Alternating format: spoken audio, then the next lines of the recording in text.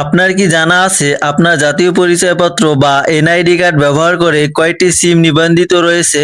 এটা জেনে রাখা খুবই জরুরি, কারণ আপনার অজান্তে আপনার অন্য কোনো সিম যদি কেউ ব্যবহার করে, কোনো ধরনের দুর্নীতি করে, তাহলে তার দায়ভার কিন্তু আপনার উপরই পড়বে, যার ফলে আপনি বড় ধরনের বিপদে পড়তে পারেন।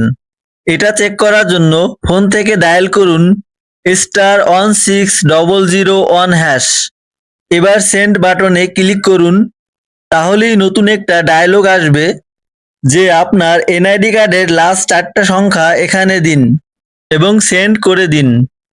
তাহলেই আপনার ফোনের ইনবক্সে এমন একটা মেসেজ চলে আসবে। এখানে আপনার এনআইডি কার্ড ব্যবহার করে যে সকল সিম ব্যবহৃত হচ্ছে সেগুলো এখানে দেখাবে।